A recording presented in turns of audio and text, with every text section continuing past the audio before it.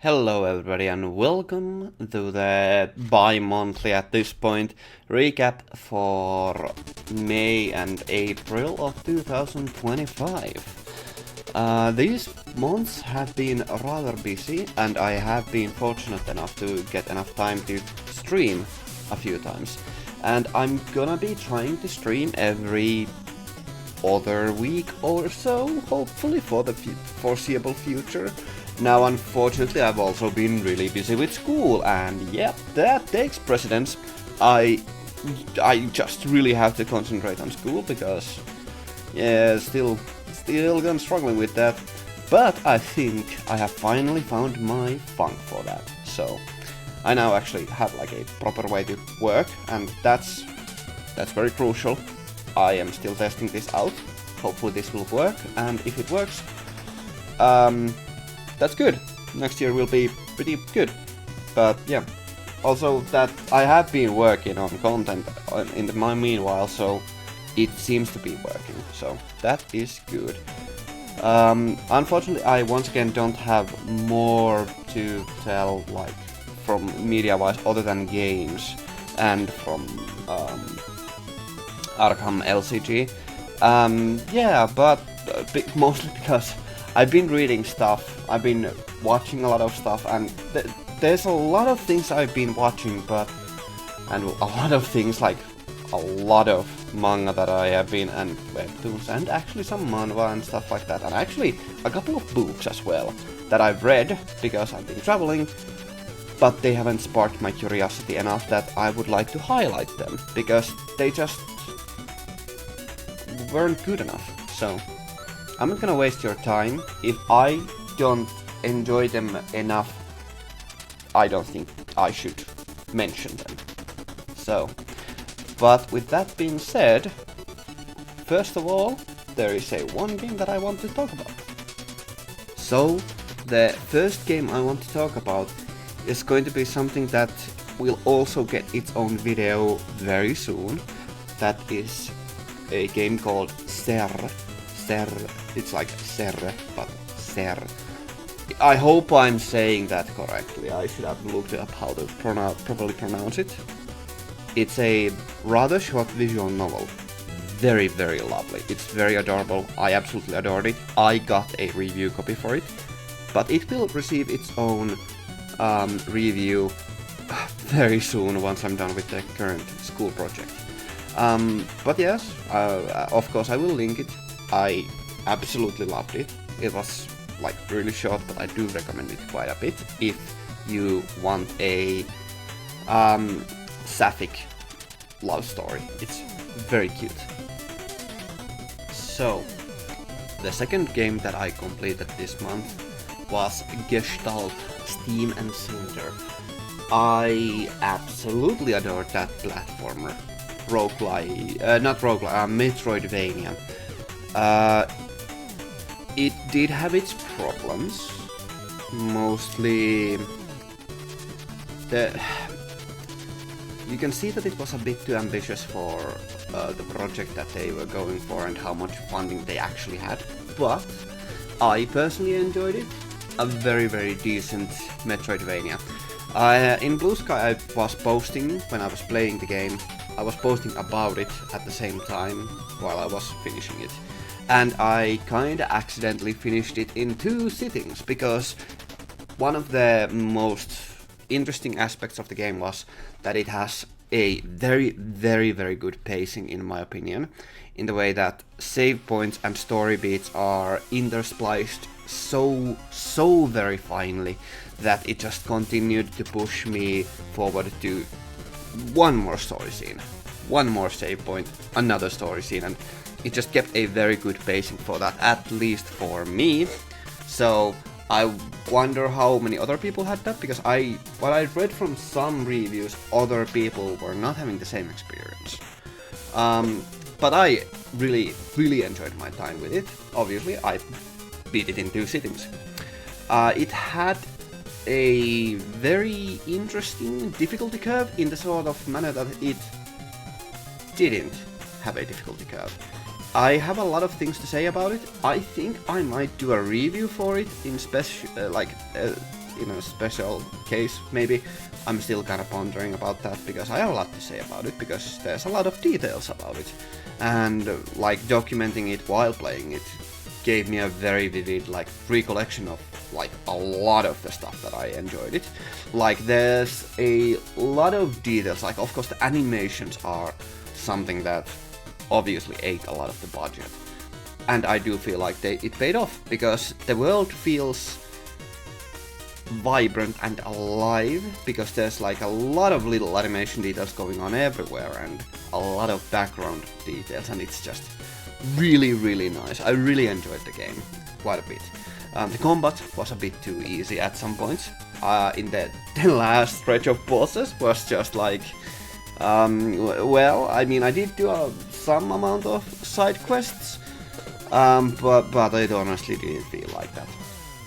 An interesting aspect about the fact that it has Metroidvania leveling aspects to it was the fact that I didn't feel as if I was like grinding levels, but rather because the leveling was done in a very not in your like very controlled, like very I'm trying to find a proper word for it. It wasn't in your face, it didn't disrupt the gameplay at all, you barely noticed it, so it didn't feel as if you were getting artificially stronger, but rather that you were learning how the game worked. And I think that's a very interesting way to do it. The fact that even though I leveled up during the gameplay, I didn't notice it, and it felt like I was getting naturally stronger, just like by playing, and without even realizing it. And of course it was a lot of just getting used to the controls, which was of course with these platforming games very crucial. But yeah, it's a really nice aspect. Yeah, otherwise a lot of the things are just fine.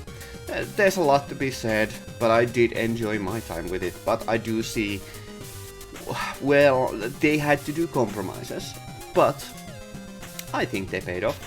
But I do understand why some people wouldn't. So, yeah, I liked it.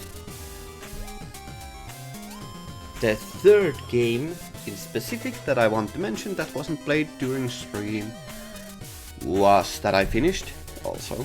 Didn't actually complete it yet, but I will be completing it later. Was, of course, as you can have already seen, is Slay the Princess. And I was aware that it was like gonna be something I quite enjoyed, because I had played the demo, I knew a few things about it, but very little. I'm very, very lucky that I've been avoiding the spoilers so well. I don't know how I avoided them that well, but I guess because I also messed up my search engine, because I've been feeding it false information. For some reason Google thinks I'm what was it, like 40-year-old pregnant lady, so, you know. But yeah, I think I was avoiding all of the spoilers for Slay the Princess, and in return for that I had a one-of-a-kind experience. I played it in a few short bursts and one very, very, very long burst, moderately long burst. Like, it isn't an eternally long game, and even for visual novels it isn't. I played longer. I really enjoyed it, and I can see why it got so much hype and so much attention, and why it might have been deservedly the game of the year for last year, at least for some. I think it came out last year? I'm fairly certain it came out last year. Anyway, top tier game, very, very enjoyable, but for a very specific audience, because it is a visual novel. Now, it has the fun little aspect that it has a lot of voice acting, and by that I mean everything is voice acted.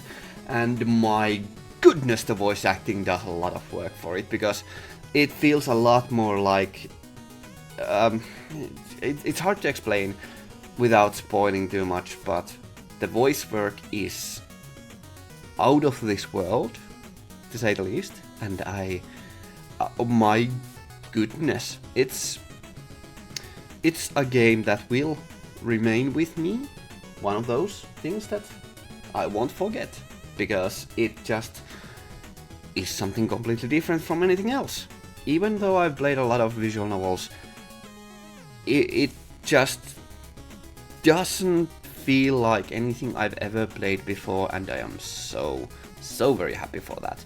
And I want to avoid everything, so it's just one of the best visual novels, and by extension one of the best games I have ever played. And a lot of it has to come down to the writing, and that's pretty obvious. It's a visual novel, like a lot of it is the writing, but also from a visual novel standpoint, it does things that visual novels rarely do, or at least in this kind of combination of expertise, finesse, and just magnitude, and it is quite special. I know I'm being very cryptic, but that's because, you know, avoid spoilers and all that fun stuff. But yes, Slay the Princess, really I didn't expect to, like, enjoy it as much as I did. I knew I was going to enjoy it, but I'm kinda... I don't know how far in my favorite list it's going to go. It is probably, from, like, visual novel standpoint, it's probably going to be, like, the top contender for now. So, it's gonna be hard because, of course, there's different aspects to different games. So, yes. But yeah, very good. Very good. Like, really good. So if you like visual novels, I would really heavily recommend Slay the Princess. So, yeah, or rather, not just if you like visual novels, like, if you do not have an aversion for visual novels, for a game where majority of the gameplay is making choices, but not exactly like in the way that like strategy games or Civilization or something like that, but rather just like visual novels. You know, if you don't hate the aspect that makes visual novels special, test out Slay the Princess. It's good. It is very good. And now for something completely different. We will be inserting the stream highlights here. We had 2 streams on the 5th of May and of April, and on the 3rd of May. So those reviews for the games and their highlights will be inserted here. Open the image. There we go. So, final thoughts and a short review for a World, huh? So, honestly, in the beginning, I was kinda annoyed with how the game was responding, mostly with the settings, because it didn't correctly, like, scale the window, and the audio was kinda screwed, and it didn't exactly lock the mouse in the window, and just, like, some minor technical issues in the beginning. But the gameplay. God, the gameplay. Okay, so there has... Besides the tutorial, there wasn't much action, to be honest. However, I personally don't usually enjoy all that much action, but rather everything else, and goodness, they are doing a lot of world building here. The dev has put quite a lot of details in, and while the first area that you visit is very small, just in general, I like that a lot of them... So first of all, it feels very alive. There's a lot of people you can talk to. They do respond kinda, like, realistically somewhat, and they have, like, surprisingly varied personalities. So, like, some people are kinda annoyed because you passed into their room, and some are just kinda, like, surprised or shocked, and there's, like, a wide variety of people. It's really lovely. I like how varied the people are, so, the characters at least. And then the mission itself, like, there has been already quite a few things you can do, and I like how much different ways you, like, have to do everything. I like how many ways you can approach the mission, and how... I don't know if there's actually, like, other ways to complete it currently, so it's hard to say. But for now, it feels like there's a lot to explore, surprisingly a lot, like a lot more than I expected from such a small thing. And there's like a lot of lovely little details. Now, the low polygon style, I personally really like. It brings to my mind the old Madness animations in the best possible way. And that is something I really enjoy. Now, I also very much like that even though we are playing an assassin kind of thing, like, or rather we do have a mission that could possibly require us not using lethal force, I still very much enjoy that we are given the option to do so. And I don't know how exactly how many ways we can actually complete the mission so far, but so far, like at this moment, it feels like there's a couple of ways you can do it, and I wonder exactly what that entails. I very much enjoyed that there's a lot of small side quests that you can embark upon, and you can find them rather organically, and you're not signposted at them, and you kind of have to look at the details and talk to people and just like figure it out on your own, and just like they feel like they are like a natural part of the world, kinda. Of course, there's some artifice of gameplay in there, but that's besides the point. So yeah, I'm actually really enthralled, and the music, while of course the audio is kinda minor, it's fine, it's serviceable, it does its job, and it's background music. It doesn't need to be all that complex so far. It is still like very fitting and nice and all that. That sound design just in general, because it's a stealth game. It's so far the stealth has been, or the sound design has been fine. I am actually a bit surprised that there's a little fun amount of platforming in the game, and that is like a lovely little surprise. I'm a huge fan of like 3D platformers just in general, and it feels like a naturally integrated part in the world, and you can find a lot of fun little secrets with that, and that's just fun. There's a lot of little secrets and hidden details, and it's like I kind of just like enjoyed walking around the place, and this is just the first world that I played, so I really, oh god, please don't let this game be early access. Please let it be like an actually fully released game so I can like go through and enjoy it complete. It's a complete game. Okay, there's like 8 missions, I think. Yeah, 8 atmospheric worlds, and that just feels really, really fun. I'm looking very much forward to playing this game completely, because it just felt alive. Like a lot of fun little details. And it's very free. That is, yeah. It felt free. The funny thing is, I mentioned it during the gameplay a few times, but I'll highlight it again. The jump is very restrictive.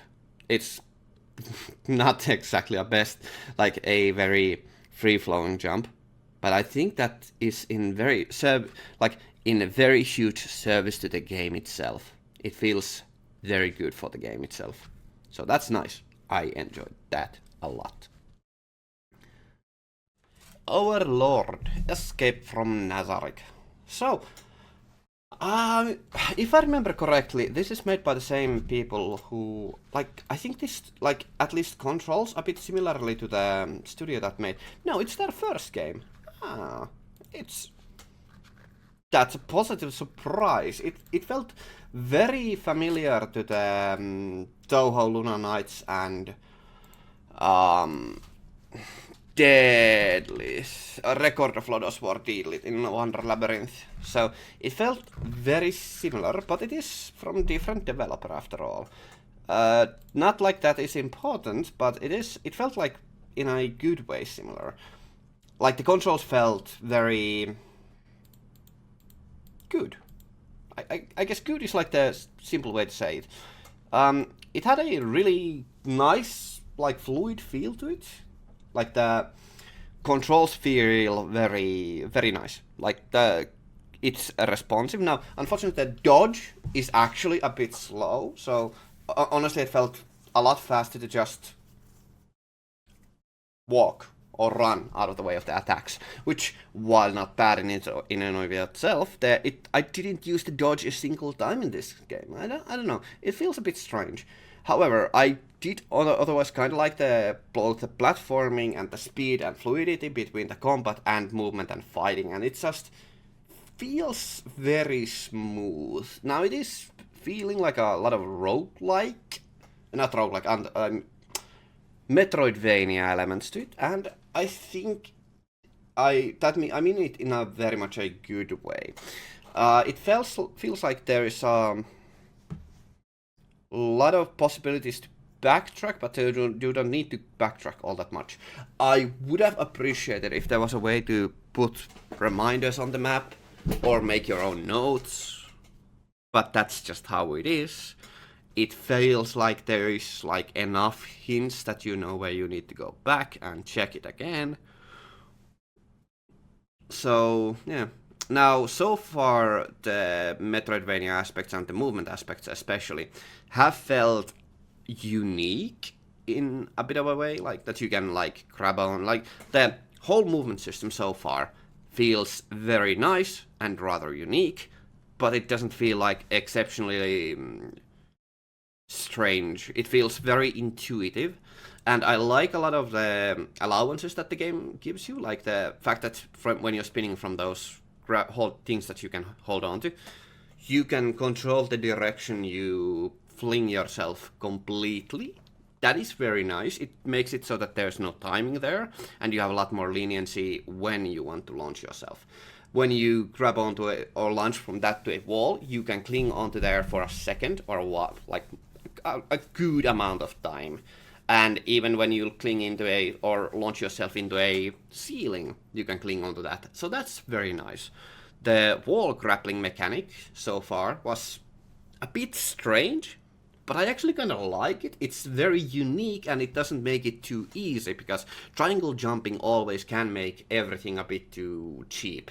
And it feels a bit more restrictive, but I think that kind of restriction is kind of a good. It gives it a bit more flavor. Now, just in general, the combat and the aesthetics, of course, feel very flavorful. I feel like the fact that Clementine is like actually a character that is like kinda glass cannon in a way, that they take a lot of damage and they are not very durable, but they also deal quite a reasonable amount of damage and are very fast at attacking. Attacking is very nice. And it conveys it very, very smoothly. Now, there's a lot of transition between movement and attacking, but not a lot, but like a noticeable amount that when you attack, there is some recovery frames there. That's fine. It's not a bad thing, but it is something to keep in mind. I really did enjoy it quite a bit again. Now, I do like Overlord a lot, so I am very biased with this. But I kind of do like the voice lines that Clementine has, so that is very nice. Her energy, insanity kind of, or sadism rather, comes off quite well. The banter so far is like what you'd expect, honestly. So, okay, I've been very positive about the game so far. Maybe a bit too positive, honestly, because while I do enjoy it, like, so far, I had fun. I think a lot of the enjoyment I get comes because I do like Overlord so much. But it didn't feel like any particular aspect of the game shines that much now that I think about it. But I enjoyed it, but I feel like that is just my bias talking. So I don't know. It's hard to say so far whether it's very good or very bad, or anything like how good or bad it is. It didn't feel like there was any egregious like mistakes in the game so far. Like, actually, au contraire, I really like that when you dash, you have like a lot of leniency that you can like. There's a lot of coyote time, like not unmount that makes you. Let's just say it doesn't feel like. That you don't have you are walking on air, but rather that you have like a lot of like a little bit of leniency there. And when you run into small steps, Clementine immediately just climbs up them. So that is very nice. I like that aspect, but it doesn't feel in retrospect that there's anything like particularly striking that comes to my mind. like so far it feels just like slightly above average in every aspect, or most aspects rather. Actually, the music is kind of mediocre, so yeah, I don't know. It's hard to say. I feel like I'm clouded. My bias is clouding my judgment, and at the same time, I feel like I'm trying to overcompensate for that. So it's hard to say. I need to play the game more. It felt fun. That's the most important thing. Let us move on to the review section for Lightmatter. So, it's mostly an interesting puzzle game where you have to move around lamps mostly, which is an interesting restriction to create light bridges where you can walk, like that you have to avoid shadows. That's a interesting way to make like a floor is lava kind of game, and I actually very much like that. I think that's pretty creative. That's very unique. Now the story is there on in the sidelines, and that's a thing. I don't mind. It's not bad. It's an interesting. It doesn't distract. It keeps up the intrigue, and it's like mostly there to facilitate the interesting puzzles, and they are interesting. Like, I very much enjoyed the puzzles. They are certainly, well, they are unique because the interaction between shadows and light is always rather fascinating and rather beautiful, I would say, and the game is completely constructed around them. So that is very nice. I very much enjoyed it, and it's a unique sort of puzzle, like just generally using light in a creative way, and I like it. So far, it is rather simplistic. Of course, there's some moving platforms. It doesn't, like, it gets more complex because there are a lot of moving parts, and there are a lot of objects to keep in mind, and you need to figure out a complete solution, and of course it's a 3D space, so you need to find the proper routes and stuff like that, but it isn't anything too difficult. But it doesn't need to be insanely difficult, it needs to be interesting. And for what it is worth, it definitely is interesting. So I like it. I really quite enjoyed it. I got about the halfway point, which honestly, like in the levels, 19 out of 38, that is, like, in an hour? That is shockingly short.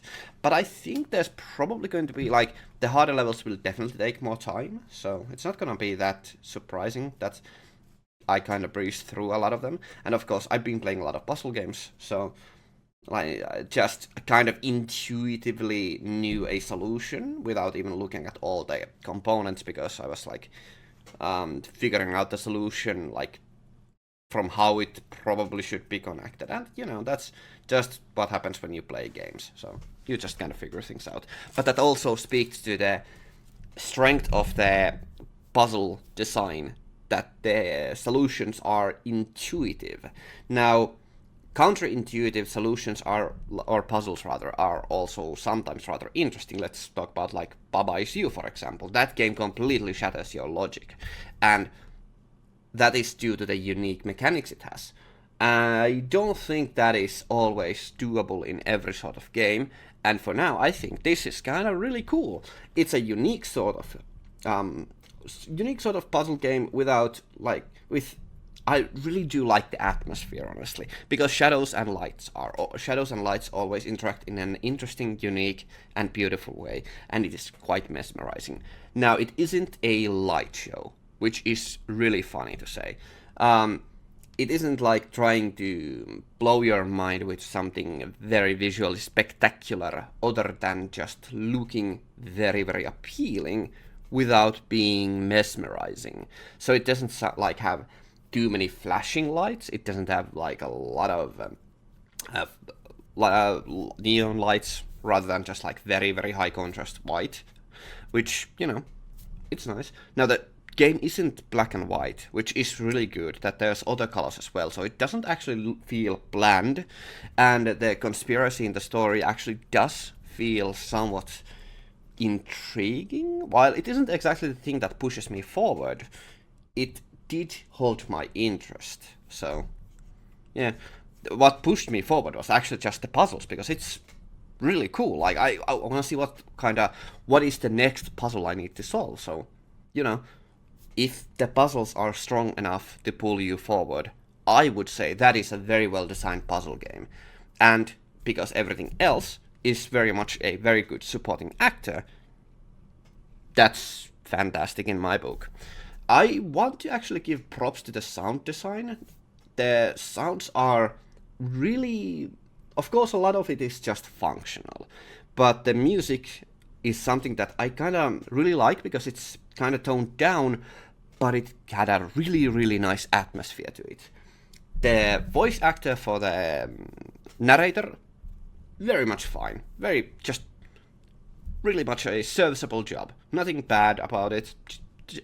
I would actually even give a little bit of props, because they are, like, so far conveying the evils of capitalism in their voice quite well. So, yeah, it's kind of like that kind of hypocrisy of a CEO. And that's something I do like, of course. So, yeah. I don't have anything exactly bad to say. The visuals are very good. The puzzle design, level design is fantastic so far.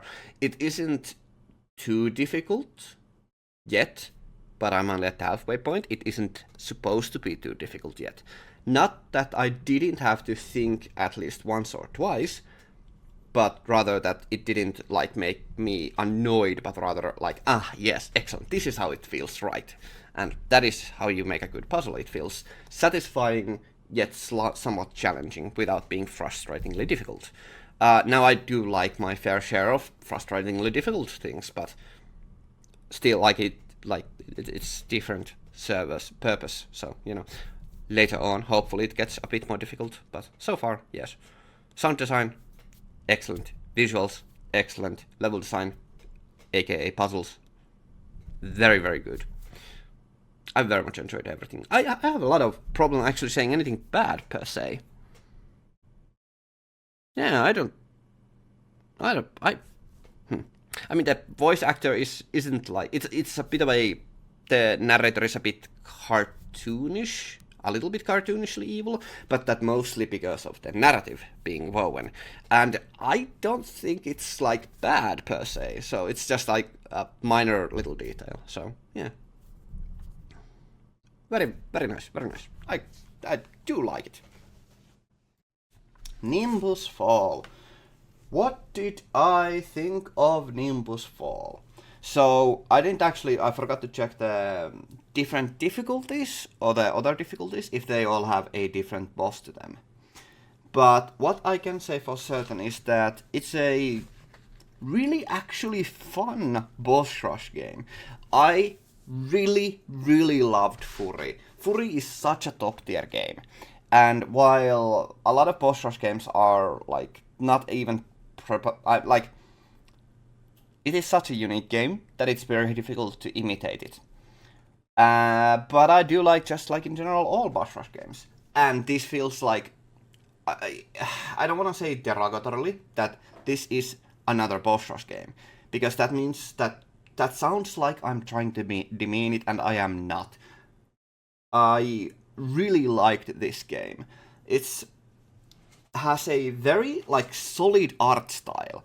It's very, like, low fidelity pixel art, in the way that it has huge polygons to it.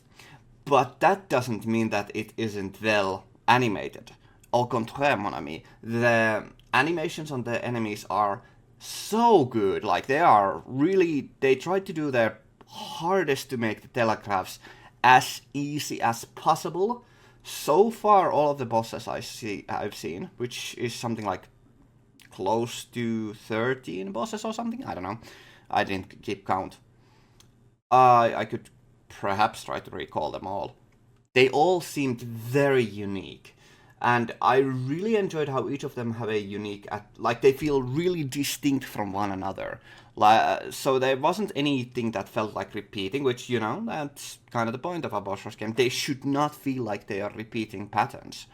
And while they didn't feel like they were in the way that Fury is like teaching you constantly certain aspects of the game and building on top of one another, and it's just constantly iterating on learned styles of gameplay. This felt like each boss was its own beast completely, and you had to just completely adapt to the boss perfectly. Which is also kind of the point of the game, because there very obviously is a reward for if you clear the boss without taking a single hit. I think that is the other trophy there. That's what it feels like.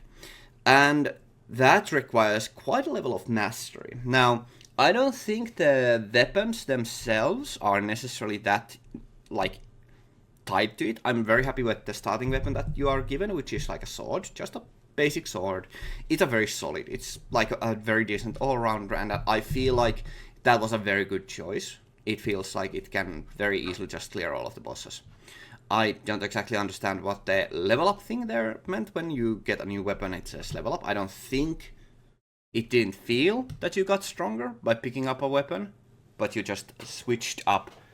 I just completely changed patterns, so I'm not sure, but it doesn't feel like there's any pseudo RPG elements there in the way of leveling up or anything like that, that you are obliged to keep switching a weapon.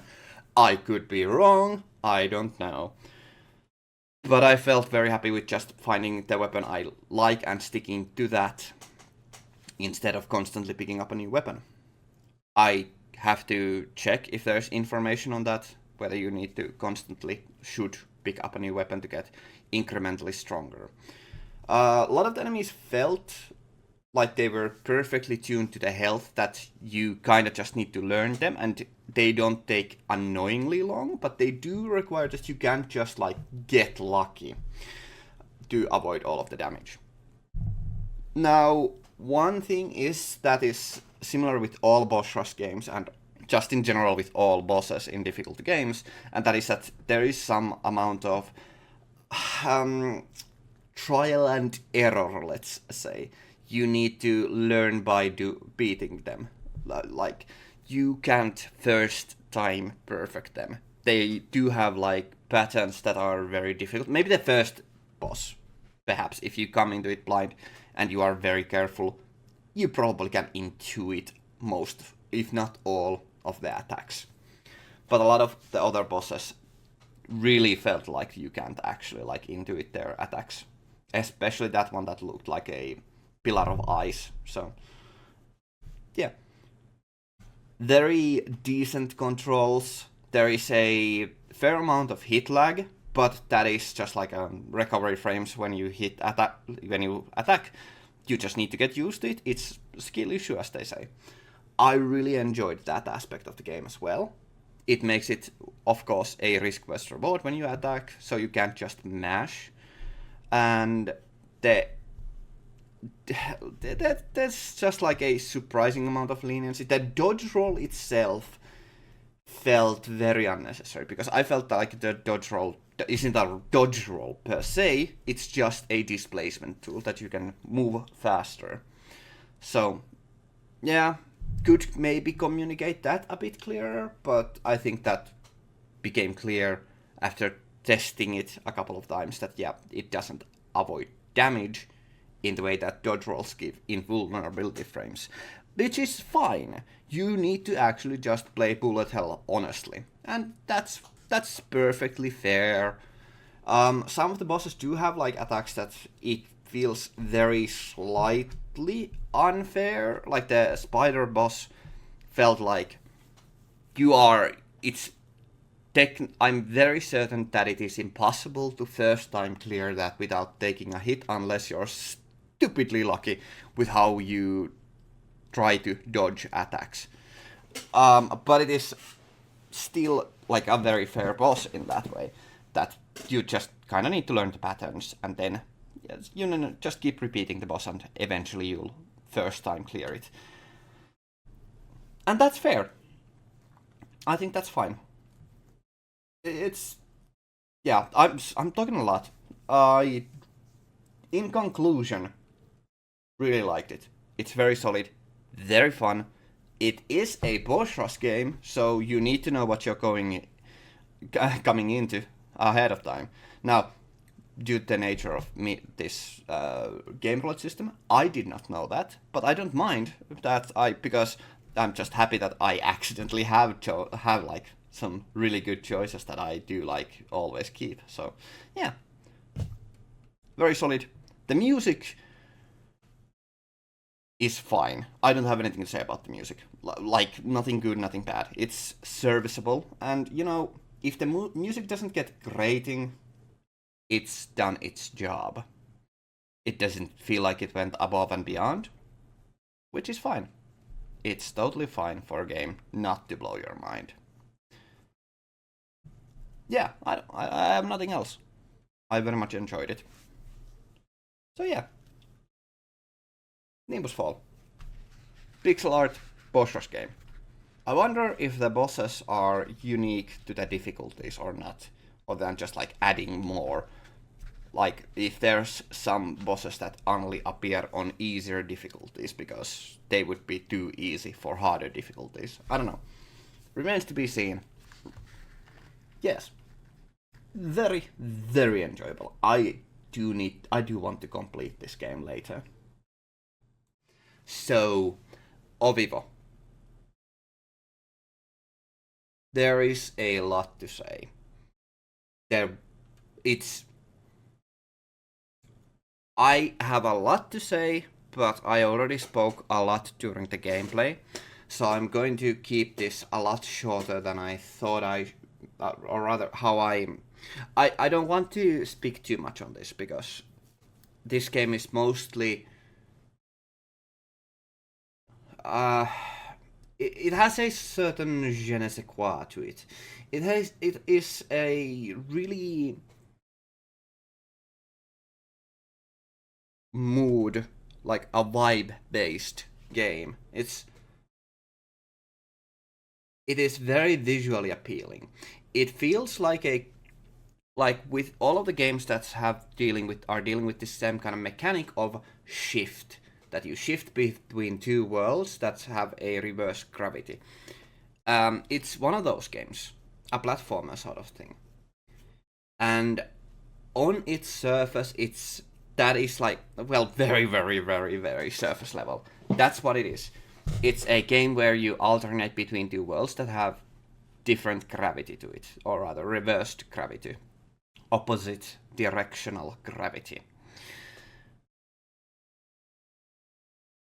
But that is just if looking at stills, basically, because everything else about the game feels, it probes you to think, imagine, delve into your own mind and just interpret the visuals and the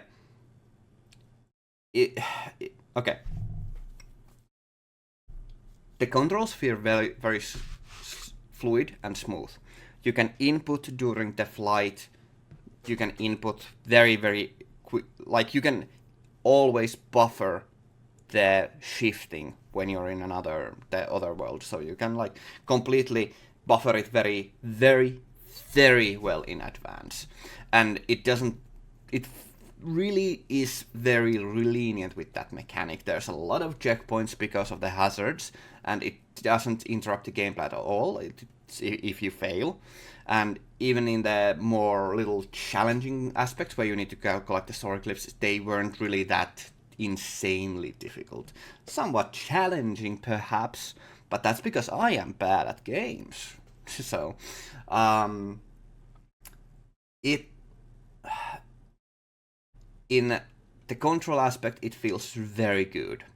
Visual aspect, it is a very stark contrast game, black and white, and it is very, very visually distinct in the way that it has... The platforming consists of artwork, so to speak, now very cubism artwork, very not sometimes surreal, but most of the time very stylized artworks or something that you could like easily interpret. It sometimes felt like you were going through inkblot tests, and when the level finishes, you zoom out and see the whole level and all of the artwork that it is depicting, and it is like a beautiful, beautiful mural. I wonder if there's some way to get those as screenshots, as screensaver, as a like a background for your PC or phone, because they were beautiful, especially the second level, just filled with animals, and just it felt so gorgeous. It made my mind race with different interpretations and vivid visuals that I now, of course, that's because I have a lot of passion for fantasy, and I am a storyteller, not by trade, of course, not by trade, but like by passion and by heart. And this game specifically feels like it invites you to. It tries to stimulate your creative mind. The music is an integral part to it. It feels like the music is trying to lull you into a trance state, trying to get you to separate from reality and just flow into one with the art. It is an ephemeral sort of feeling. I don't know how well this would appeal to like the mass audience, but my mind is kind of swirling. It is. It did its job for me. I'm ecstatic with anticipation. My mind is just flowing with the game. It feels surreal. Yeah, in case my little description here wasn't obvious, I really like this. It's so beautiful. It's so very, very beautiful, and there's more to collect. Now, the game on the side of the gameplay aspects, there are some little pips that are like little story collectibles that guide you along where you're supposed to go to the end of the level. And they do a fantastic job of signposting without being explicit about it. Now, there was literally zero tutorials anywhere. There was a hint system that if you got stuck on something in the early level, the first level specifically, there popped up hints that showed you how to manipulate the momentum to launch yourself at higher speeds and velocities to gain more distance, but that felt very, very intuitive to me, so I didn't exactly. Those were unnecessary, to say the least. But good that they are there, for people who might not feel it so intuitively. Yeah. I want to finish this. I will finish this soon. This is gonna be like one of the highest contenders for like something that I want to play again as soon as possible. It's good. It's really I wasn't expecting this emotion, but I'm happy I did. It's good. It's so good. It's really good. One of the most unique experiences I've had in now. Like, this is a very unique experience. I liked it so very, very much. Is this even like a... okay, price is always a bit of a, like, non sequitur. But I do need to check it this time. Because this is easily going to be... Okay, it's 10 euros. That makes sense. That feels a bit cheap, but that feels more than fair. So, yeah. It is more than fair. It's less than 10 euro. That is I don't think I actually got this for €10. I think I got this at a sale. It's good. I need to buy this for a certain artistic friend I have. Artistic, not autistic. Actually, one of my autistic friends also, another alongside me. I wonder how they would feel about this. I need to talk with them about this, because I wonder if this is something that has to do with autism, or if with the artistic side, or just because I have an overactive imagination. I need more data. What sort of people? What exactly in this game evoked this feeling in me? I need more of this. Yeah, good. Yeah, excellent game, obviously. So, Werewolf the Apocalypse. Heart of the Forest. An interesting visual novel. Very interesting. A very, very intriguing one. Now, it's visual novels are, of course, for a very, shall we say, specific audience. You know what you're getting into when you're going for a visual novel or a kinetic novel or whatever, I don't know, a novel in this sort of manner. And the specific thing is that it's going to be a lot of reading, it's going to be very story-centric, and it's going to involve making decisions. And that is no different in this scenario. This game is very, very much just focused on defining who you are, following the story and seeing it to its end, to its conclusion, and seeing what your choices made for you. I don't know how exactly meaningful the choices actually are, though. Of course, I didn't. It's just an hour preview for this game, so it's hard to say anything definitively. But I do like the story so far. It's very, very interesting. It's very cool. It's very intriguing. This is set in the... I'll make sure on the Steam page so that I am not misspeaking here. This is, if I am not mistaken, this takes place in the World of Darkness setting, with specifically the I can't remember the name of the werewolf side of the story, but it's not Heart of Darkness, it's Werewolf the Apocalypse. I think, maybe, not exactly sure about that. I think it's Werewolf the Apocalypse, and it is gripping, to say the least. While I have played a little bit of the World of Darkness, mostly Vampire the Masquerade side of the story. And with that, I have played a little bit of the actual play, like actually role-played with that system, and it is very... of course, it's very... it's very thematically filled, so it has a certain, let's just call it a vibe. It has a certain style, a flavor to it. It is for a very specific type of audience. It is very...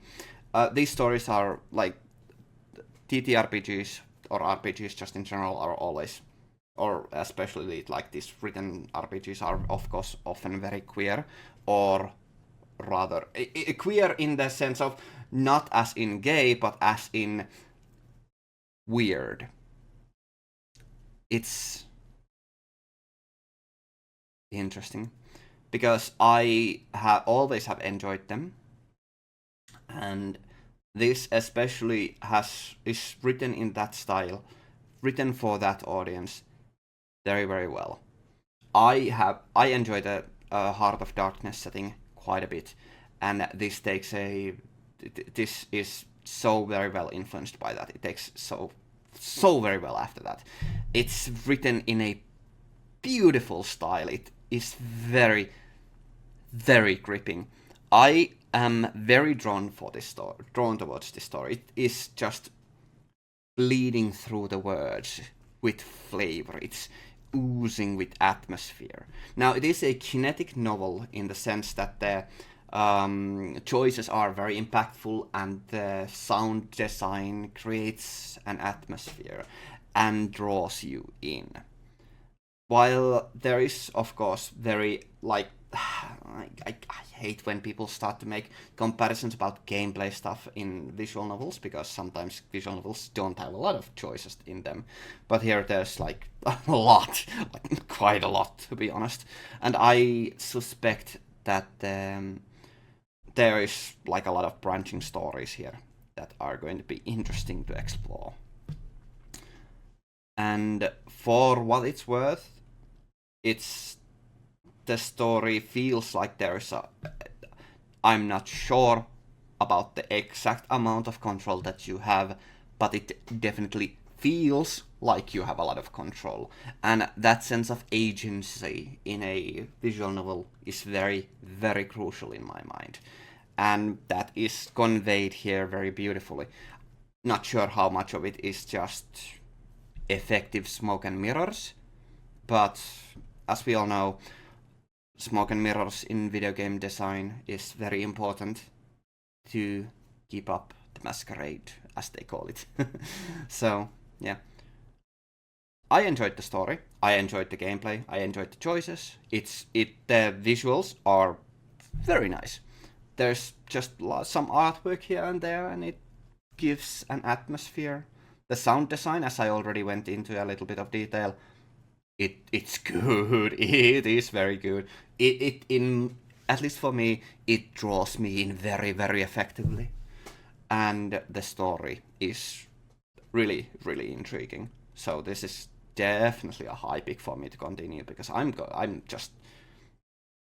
am very excited to just finish this. Now, of course, a lot of this has to do because I am reading this out loud, the story.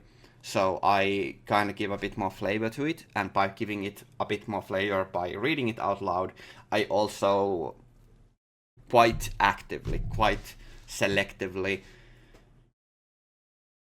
I give it my own flavor in this way, and it makes me kind of entwined a lot more with the story in the way that reading it in your head does not.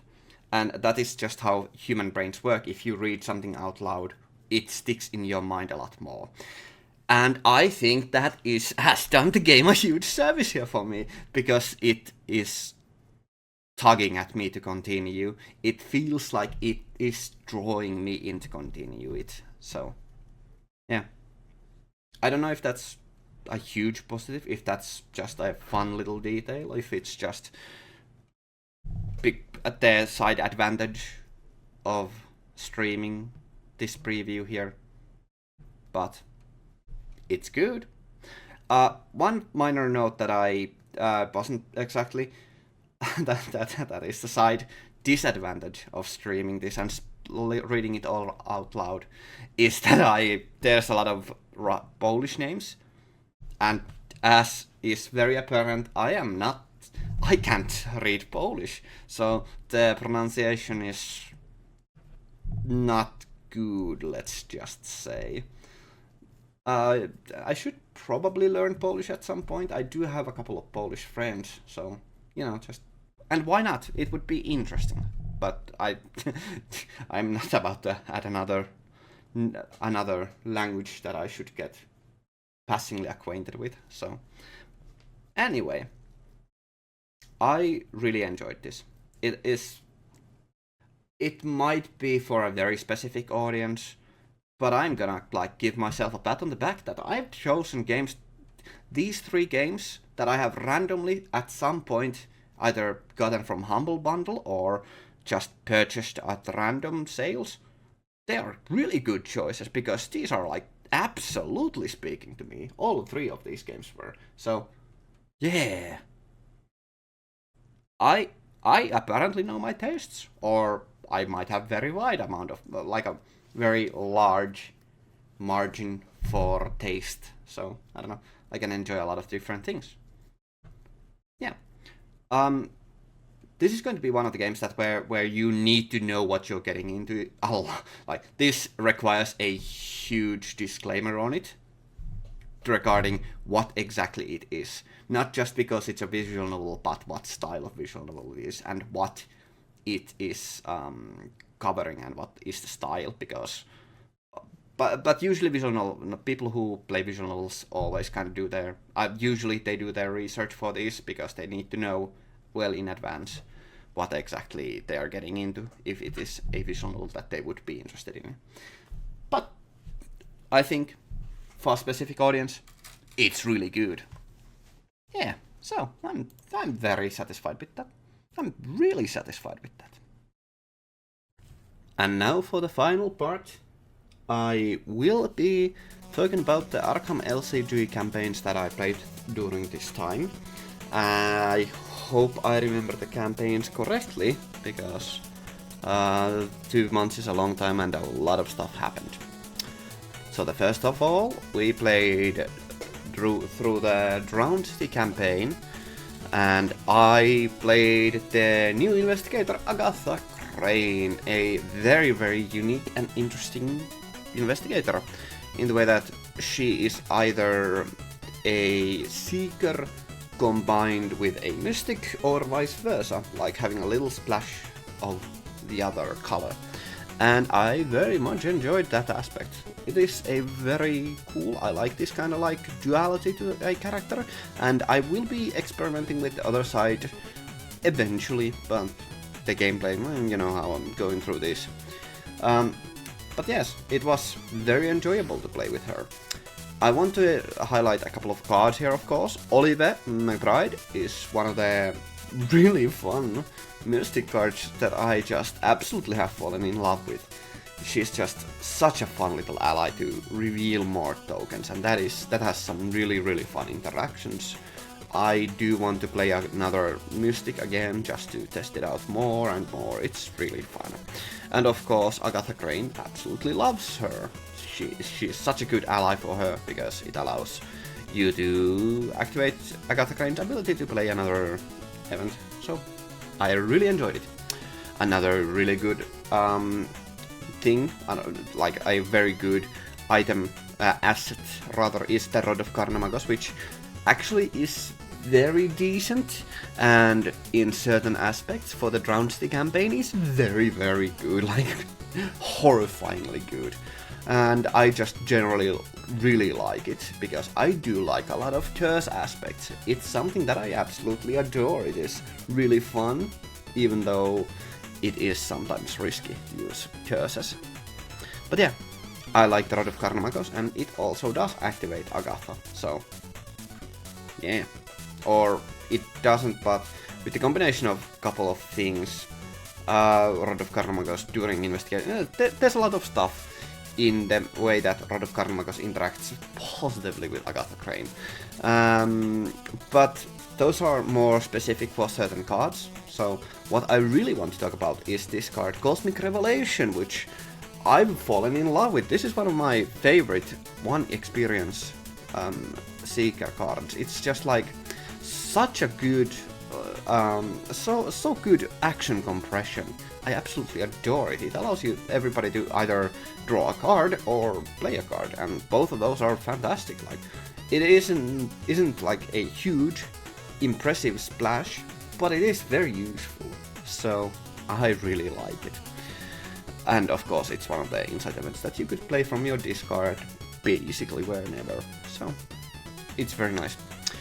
I really do like the Cosmic Revelation, because action compression is always something that is very, very useful. So yeah, it kind of reminds me of having the stick to the plan and having the ever vigilant under it, and always having that combo, because it's a very good combo. It's slightly boring, but action compression is important, and Cosmic Revelation does that in a really fun manner. So in that manner, it feels like Agatha Crane, especially the Cosmic Revelation here, like played quite a bit similarly. Now, the Drowned City campaign itself I enjoyed quite a bit, but I will not be spoiling it, just in case you have not played it and you want to play it. I think it is one of the more interesting campaigns that they have done. Like, it's definitely up there like in my favorites. I really liked a lot of the aspects that it had going for it. So it's... If you have played the campaign, you know what I'm talking about when I say it has a lot of fun aspects to it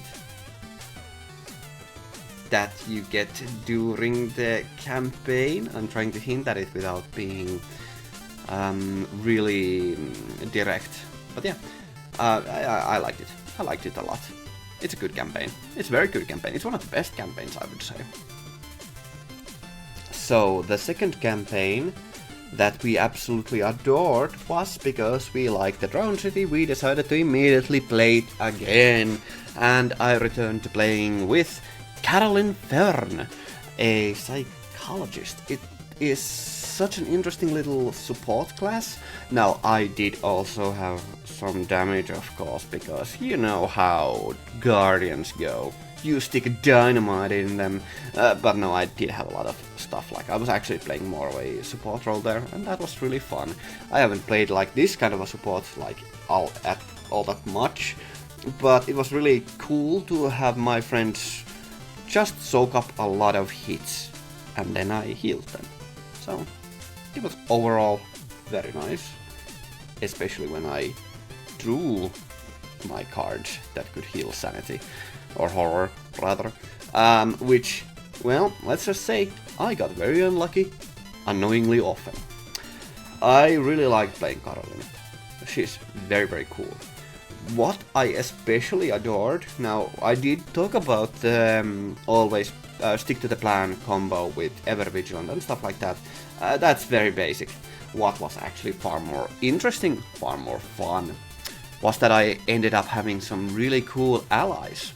And that was this combo of having Alice Luxley and Field Agent in the manner that you could have a immediate or a fast action, that you could deal one horror to the Field Agent and take a clue, and with Alice deal 1 damage to an enemy immediately. Like that kind of testless, immediate, no action, free action damage.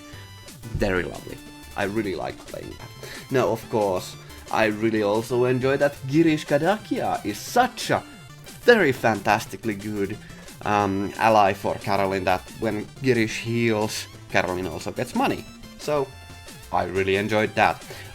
Now, there is also a very powerful ally that I did consider taking, which I didn't, because I spent a lot of AXP on stupid shit.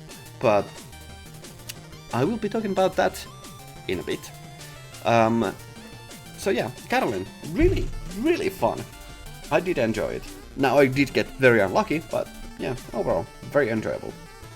So, the third campaign I finished during these 2 months, and quite specifically finished because we had a lot of cancellations, was a live campaign that we played, because those take a crap ton of setup and a lot more time to do. So this actually took something like 3.5 months. But yes, we played Forgotten Age with me controlling Rita Young. And this, first of all, I had only seen my friend play Rita Young. And let's just say Forgotten Age is a very, very, very, very good campaign for her. Rita is very good for the place for this campaign because huge, long, big feet, good feet. Agility is very useful, or whatever it is called. I don't remember the words. Also, evasion is very useful. Movement is very useful. These things combined, yeah, it's pretty good. I did enjoy this campaign a lot because I was doing very, very good. I did really well with Rita, and I also enjoyed playing Rita a lot. I haven't played her yet, other than this one time, and I already had like some ideas from my friend what to do. And let's just say, from the cards you can see here, it was very good. I enjoyed using this combo of Bewitching, of course, is one of the more fun cards that I really do like. I haven't played all that much Rogue, but this really is one of the more fun cards that I really hope to play more of in the future. Having Breaking and Entering, Cheap Shot and Ease Mark under the Bewitching made it really easy to just have basically everything I needed. Of course, Easy Mark and Bewitching go really well hand in hand, and Cheap Shot and Breaking and Entering are just obviously very good for Rita. Allowed me to do anything with my feet, so that was very fantastic. Also didn't require me to directly interact with enemies to help my friends, and that was very useful as well. Now I did end up having an ornate bow as well, because we were lacking in damage, so though that's a very useful thing. And of course, track shoes are one of the more powerful, like, level 0 items that you can have. And yeah, it was really good. Now, I had a fun little combo with Crafty. I had 2 of those in play, so that meant I could play Breaking and Entering and a Cheap Shot every turn without spending any actual points on that. And that was very powerful. So, all these fun little aspects combined, yeah, I enjoyed my time with Rita, and I especially enjoyed Forgotten Ages, like surprisingly a lot, because I didn't remember it. In my recollection, I did not enjoy it all that much. But this time it was really fun, so yeah. But yeah, this fun combination of cards worked out really well. Not surprising that they worked out really well, but I enjoyed it, and that's the most important thing. So yeah, it'll be fun. I might skip Rita when her time comes in the rotation properly. And then the final campaign, we played with, just again online, with those 2 friends that I always play with. I controlled Carlson Sinclair, and I must say, I have enjoyed when my friend plays Carlson, because Carlson is such a fun support, such a unique one, and let's just say I enjoyed my time with Carlson a lot. It was really fun. In the way that you're just really lazy and you don't do anything, but at the same time, you exponentially increase the power of your friends. I was not expecting to enjoy it as much as I did. This was one of the more fun times I've had in quite a while, just like at the same time not doing anything, but being very influential nonetheless. Of course, we played through the campaign Circle Undone, and we were really scared how we would get through the first scenario, and we did shockingly well, like far too well, that far better than we expected to do. So that was very nice. Of course, Carlson just is just really good as a support. There was a lot of cool cards I had. This is such a cool build, like an actual just all-out support build, not really doing all that much. I was mostly soaking damage and giving actions and giving resources and giving cards, but also doing other stuff. It was really, I wasn't expecting it to be this efficient. But I will highlight one singular card, one singular EXP card, and that is Agency Backup. This was one card I was expecting to take for Carolyn, Fern as well, but well, let's just say, with my build already being something with Carlson where I was going to already soak all of the damage anyways, Agency Backup just fit perfectly, like a glove. Of course, testless free action damage and testless free action clue gaining, that is always nice. And with the fact that I had a lot of resources to spare, if we had enough time, I would have gotten 2 of these on board at the same time, which, that is powerful. But yeah, that was very, very fun. Agent's Backup is such a powerful card. No wonder it costs 5 EXP and 7 to play. So yeah, that was really fun. Carlson, very fun. Agency backup, really cool. So with that all being said, I hope that I can get this out, edited, very quickly, because God, it took a long time because I was doing on schoolwork and I was trying to get that done and I'm still doing that. I'm so busy. But I fortunately do have some time to do other stuff as well, so I'm like not burning myself out. I am somewhat annoyed I haven't gotten any proper videos out in a while. Though, not beating myself up over it. They will come in due time. So, I hope to see you all in the future streams and in my future videos. And I hope you'll enjoy my future content. I thank you all very much for watching. I hope to see you in the future soon enough. Have a great day and stay awesome. Ganmu out.